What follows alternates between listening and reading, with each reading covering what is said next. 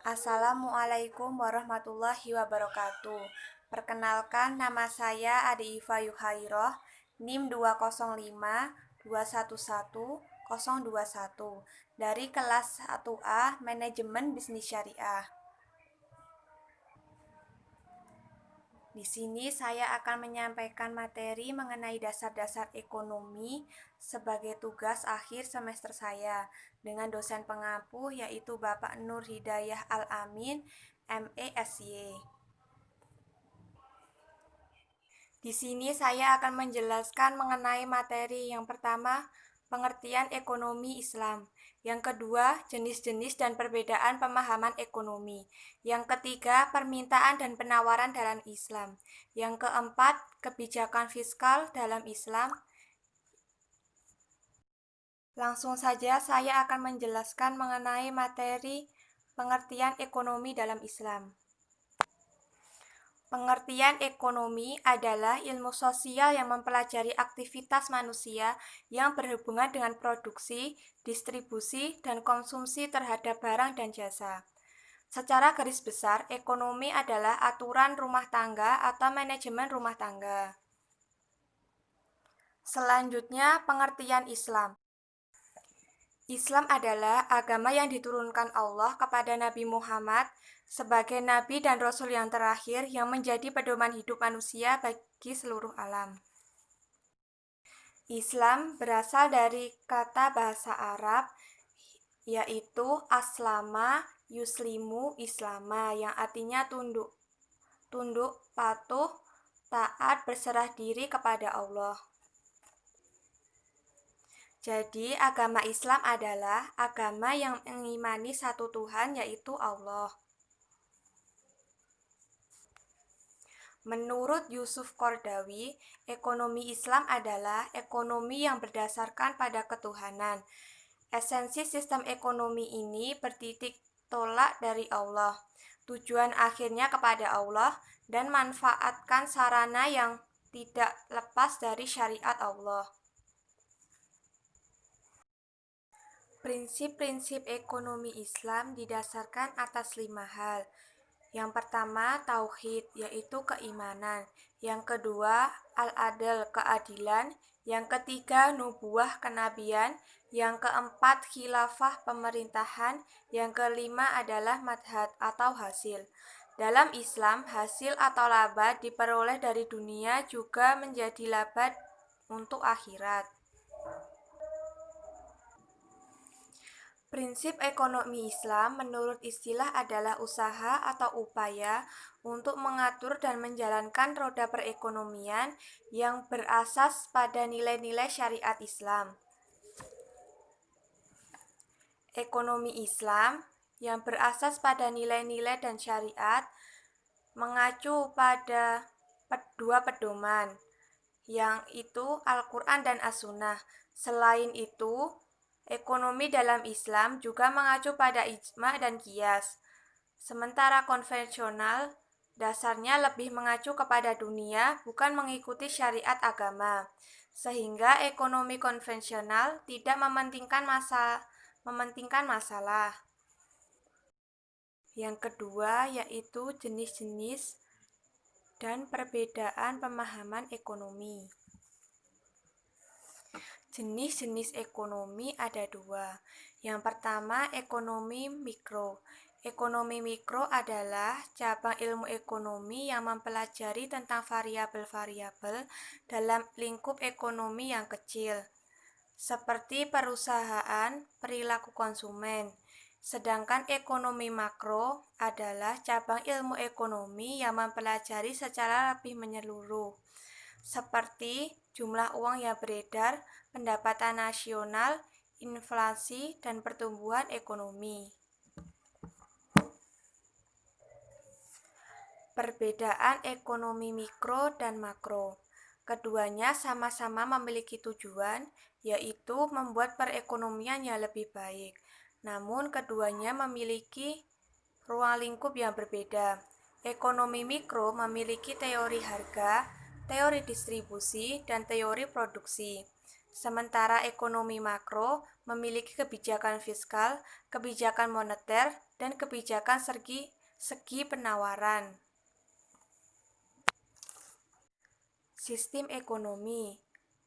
Sistem ekonomi sosialis adalah suatu sistem ekonomi dengan kebijakan atau teori yang bertujuan untuk memperoleh suatu distribusi yang lebih baik dengan tindakan otoritas demokrasi yang terpusat dan kepadanya memperoleh produksi kekayaan yang lebih baik daripada yang kini berlaku sebagaimana yang diharapkan.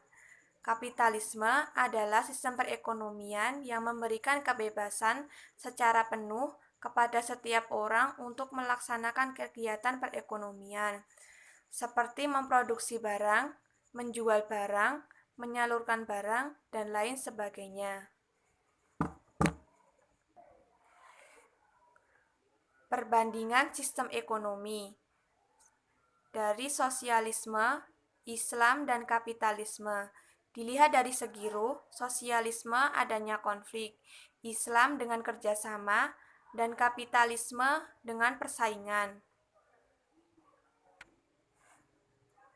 Yang kedua, adanya Tuhan.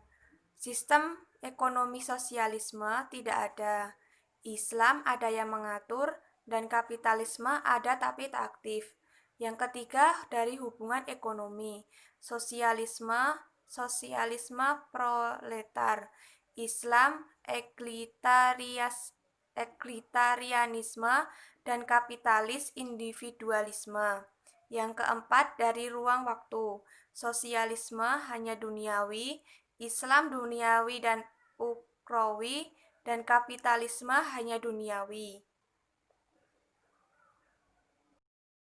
Yang ketiga, penawaran dan permintaan dalam Islam.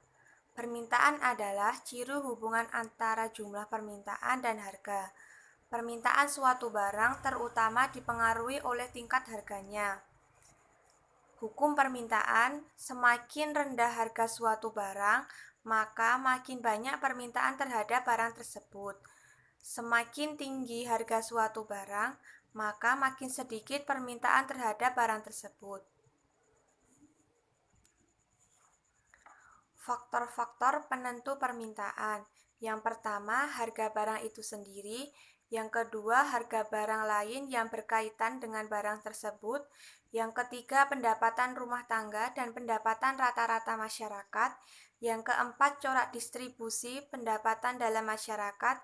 Yang kelima, citra rasa masyarakat. Yang keenam, jumlah penduduk. Yang ketujuh, ramalan mengenai keadaan di masa yang akan datang.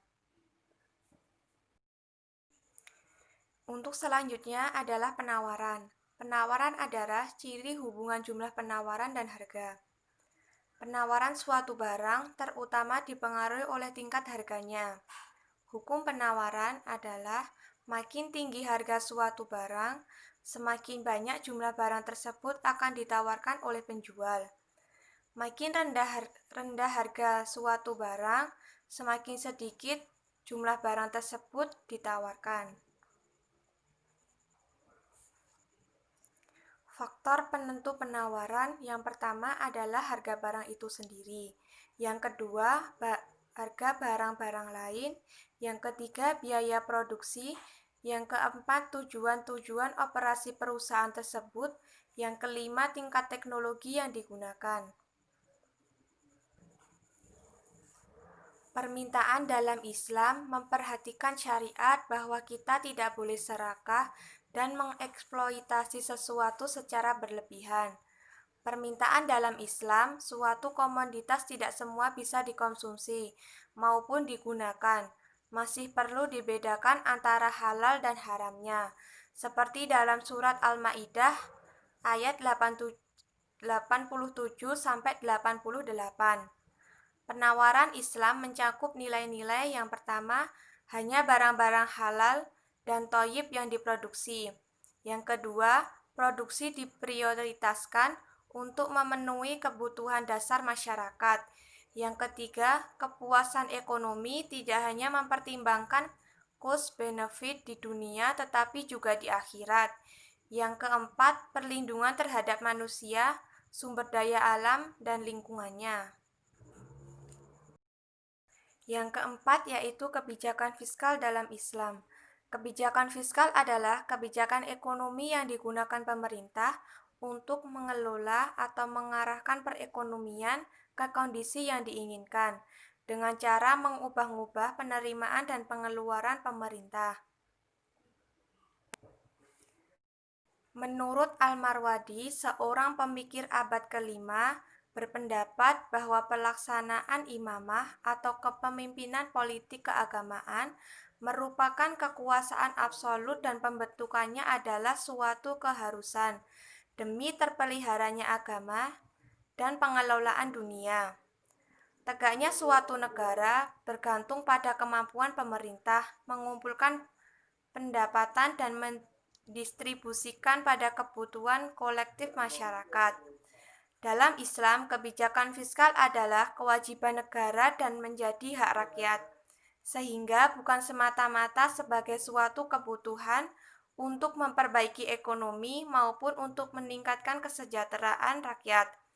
Akan tetapi, pada penciptaan mekanisme distribusi ekonomi yang adil.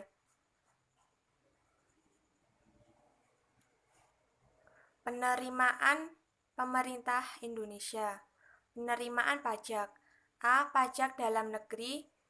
Yang kedua, B. Pajak perdagangan internasional. Yang kedua, dari penerimaan negara bukan pajak. A. Penerimaan sumber daya alam. B. Bagian pemerintahan atas laba BUMN. C. Penerimaan negara bukan pajak lainnya. Yang ketiga, hibah dan bantuan dari luar negeri.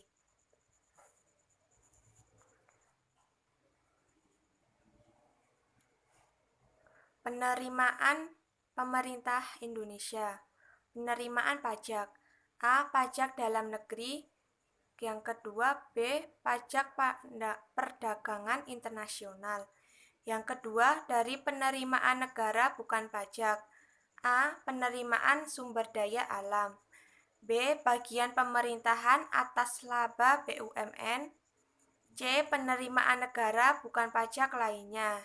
Yang ketiga, hibah dan bantuan dari luar negeri. Pengeluaran pemerintah Indonesia. 1. A. Belanja negara. B. Belanja pemerintah pusat. C. Belanja pemerintah daerah. Yang kedua, pembiayaan. A. Dalam negeri. B. Luar negeri. C. Tambahan pembayaran utang. Sumber penerimaan negara pada periode Rasulullah dan Khulafaur Rasyidin. 1. Zakat. 2. Jizaz. 3. Kharaj. 4. Ushur. 5. Nawaib. 6. Pinjaman. 7. Wakaf. 8. Fai. 5. Khus. 10. Amwal fadla. 11. Khofaroh atau denda. Tujuan dari kebijakan fiskal. Tujuan kebijakan fiskal dalam Islam tidak terlepas dari prinsip-prinsip ekonomi Islam.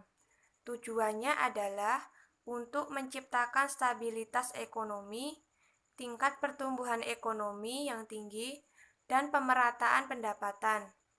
Ditambah dengan tujuan lain yang terkandung dalam aturan Islam, yaitu Islam menetapkan pada tempat yang tinggi akan terwujudnya persamaan dan demokrasi sesuai dengan Quran